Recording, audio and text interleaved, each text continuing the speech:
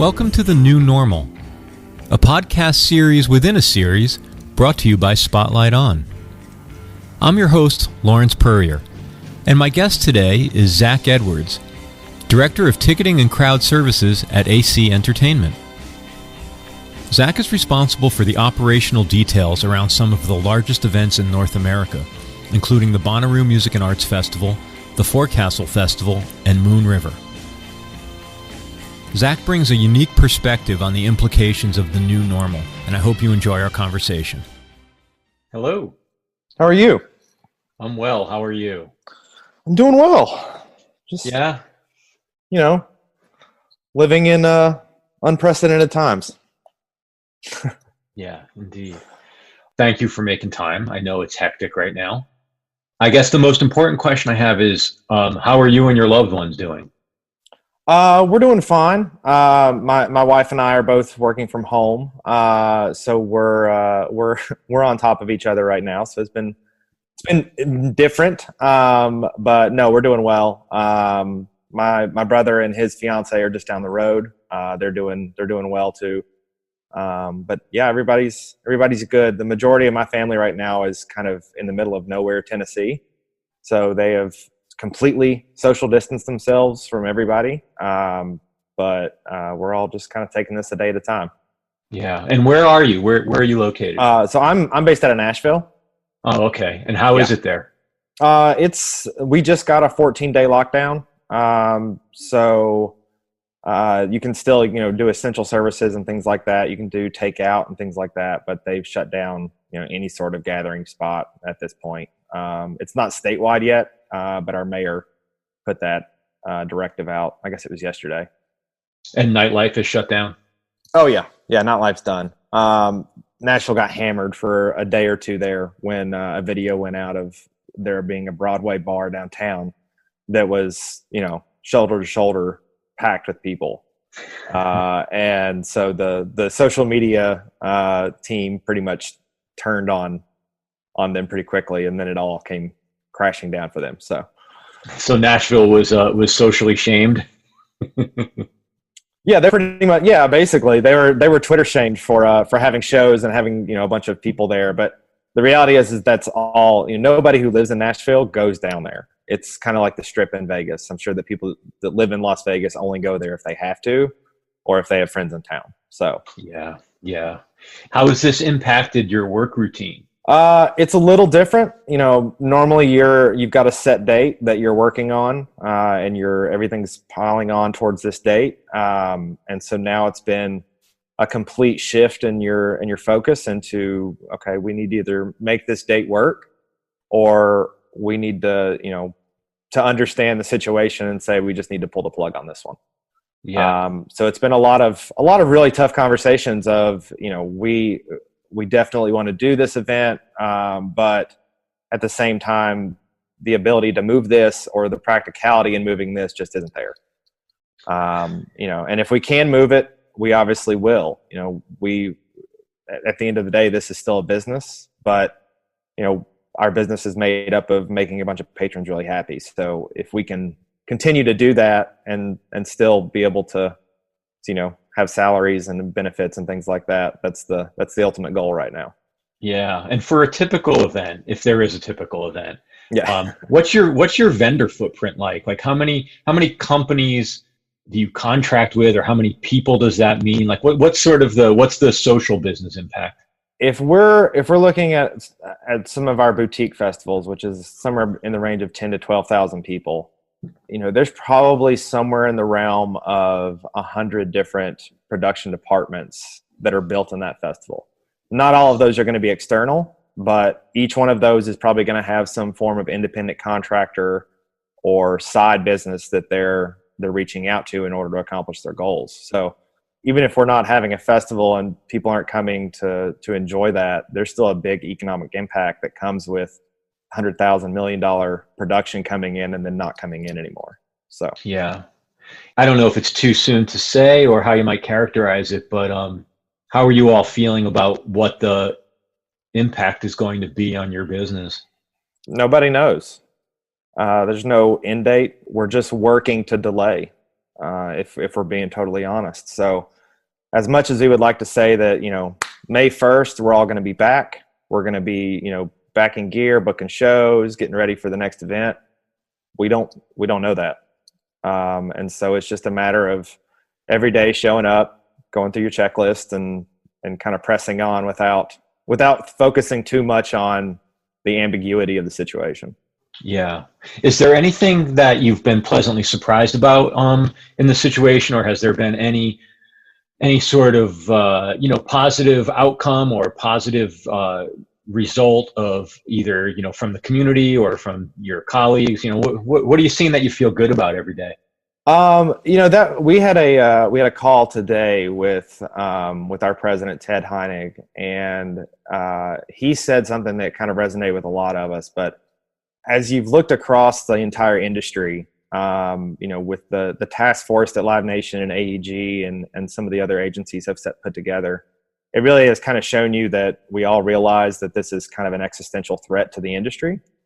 And so we're all working together. We're all just attempting to find a way out of this hallway, whatever that needs to be. And so there's been a lot of partnerships that, they may be competitors, but the reality is that, if one of these falls, we're all going to have a huge problem.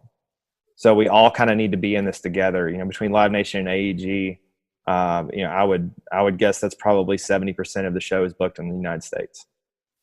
So that's a huge portion of the industry that is now, instead of competing against each other and trying to find ways to do things better and more cost efficient and increase revenues and all that comes with running a business, they're also working together on a lot of things and coming eye to eye on things and realizing that, okay, we may have competed on this in the past, but it's clear that in order for us to all move forward, we have to move forward on this one together.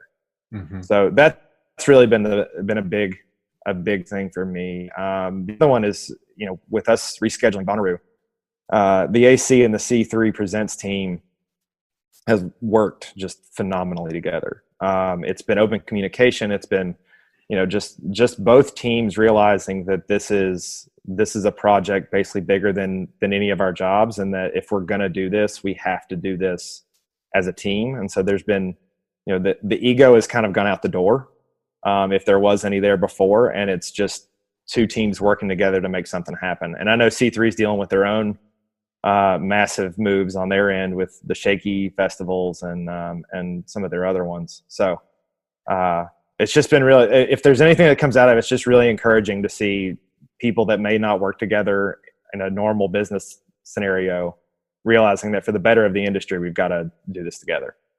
Yeah. I think that's a pretty common theme that I've observed, and that I'm picking up as I start to talk to people, is that theme resonates, I think, in the personal and the professional, whether it's people doing everything they can to continue to, spend money getting takeout from the local restaurant that they want to see still be here when we get to the other side. People employing dog walkers, like anything they can to spend money in their local community, even when faced with the uncertainty of am I going to be laid off in 2 weeks? Or I hear people with legitimate anxiety, but I don't hear people going into a bunker mentality because of it. And that's a pretty powerful thing to witness. Yeah, I think, the community aspect of it, for a lot of our festivals, that's been our driving force, is trying to create this community a community within a community even. And so to have that feeling on kind of the back of house side as well as the front of house is really something that's special, that, when we come out of this, God willing, we're going to have a hell of a party. And it's going to be a celebration, but right now everybody's just trying to do their part and stay at home and stay away from people and, kind of suck it up for as long as we need to, so that we can get on the other side of this as faster. Yeah. Do you have any firsthand or maybe even social media observations? Have you do you have the temperature of the patrons at this point? Do you know what either sort of fans in general the sentiment is, or what the fans around your events are expressing about their willingness to hold out, or are you getting any feedback from the patron community? Yeah, I mean, social media, everybody's trapped in their homes. So they've got nothing but time on social media right now. And so we've gotten a pretty good gauge of how people feel about some of our cancellations and some of the movement. And it's all been really positive, honestly. People understand that, look, we can do this and we can throw this event, but this is doing nothing but just endangering everybody around you and the people 2 and 3 people down the chain that you don't even know. So they all understand that while, of course, we want to put on a Bonnaroo or a High Water or Big Ears or something like that, the reality is that right now it's just not socially responsible to do something like that. And in a company where our sole focus is trying to bring people together, we kind of need to be leading the charge on no. Even we don't want this right now. Because first and foremost, at all of our events, we just want our patrons to be safe, and they can't do that right now. So yeah, and I think I'd be curious to know your take on this, but it seems to me, especially for a big sort of American institution of an event like a Bonnaroo, and even some of the lesser nationally known brands, but still that have their own passionate following. If I wanted to go to this event in May or June, and it can't happen because of extraordinary circumstances, I kind of trust that it's still going to be a really good time if it gets back up on its feet in September or October. It was less about that long weekend on the calendar and more about, this is an appointment I keep with this community every year, and if it has to move for a few months, I'm still going to be there. Yeah, and it certainly feels like that with Bonnaroo. I mean, Bonnaroo is, I've said this on another podcast as well, and I told them that Bonnaroo is basically, we come in and we build this structure, but the festival and the community of Bonnaroo is all those people just showing up. We're basically just trying to build the framework for this other entity to come in and get their own. And so we've kind of seen that even through this, that for the most part, they've brought us in and have realized that we're also part of this community and that we're all kind of hurting right now. And we're just trying to do what's best for the festival and what's best for them. Yeah.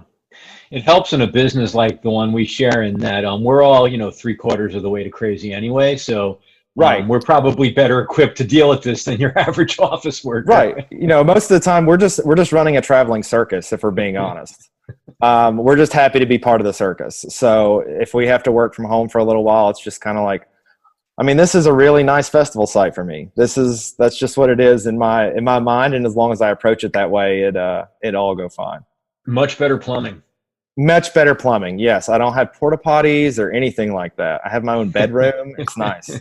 Yeah. Reasonably good catering, I would imagine. Right. Exactly. Yeah. At least I get to choose it, for the most part. Is there anything in this new normal that you think stands a chance of making it through when things recover? In other words, has there been something like a positive that you would take, that you would like to think maybe leads to some new values? An example I'll give you is, I had a friend of mine over the weekend say to me, I haven't had this many nights home in a row having dinner with my family in years.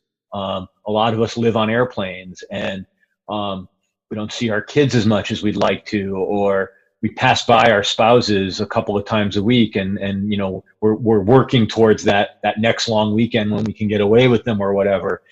We all have those different anecdotes about the sort of blurred lines between our personal and professional lives.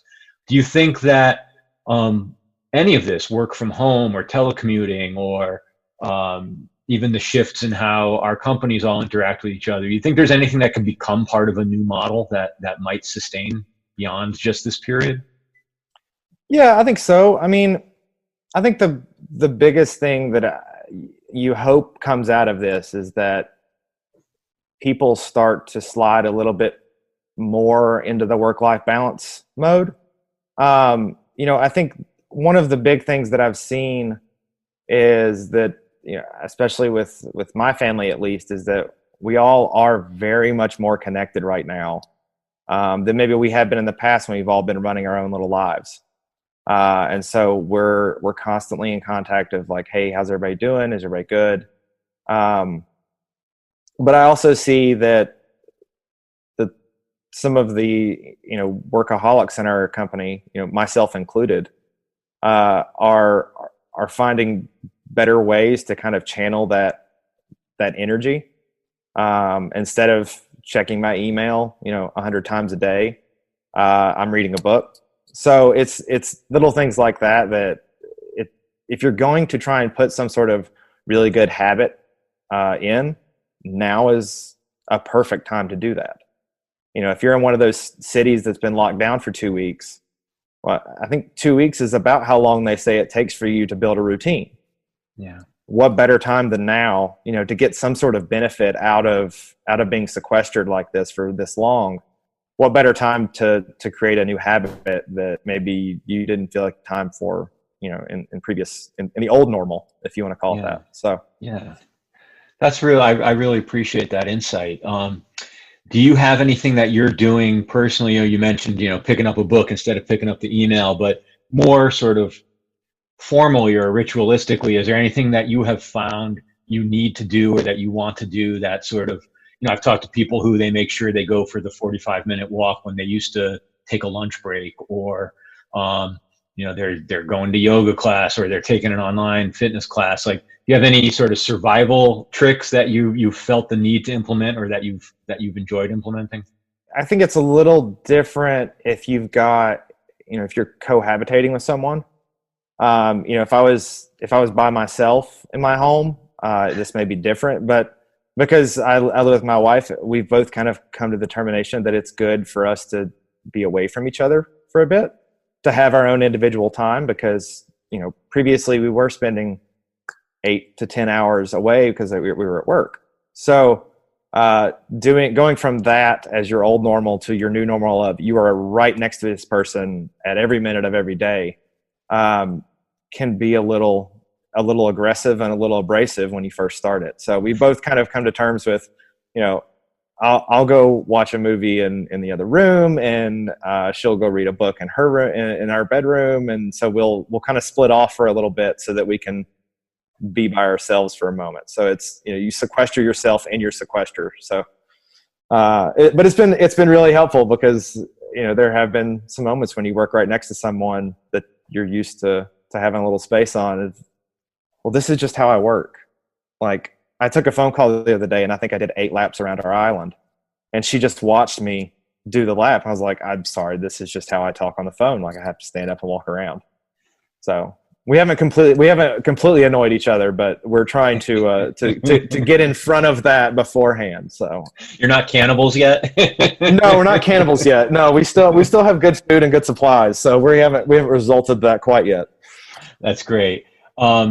This has all been really, really helpful, and I personally find it, very, very inspirational to talk to people who are reflecting such positivity in the face of, what's a challenging situation. So thank you for that. Yeah. And, I'm going to look forward to staying in touch with you over the next few weeks to see if your resilience wears off the way I think it's going to, given the kind of person you are. I mean, I think my thought process behind the whole thing is that once you start going into the abyss, you never quite get a hold of it. So just try and stay, as long as you can stay surface level and not dip too low, then you can save yourself. But once you jump, it's all the way down. So yeah. I think that's right. Well, thank you. Yeah, thank you for the opportunity. I appreciate it.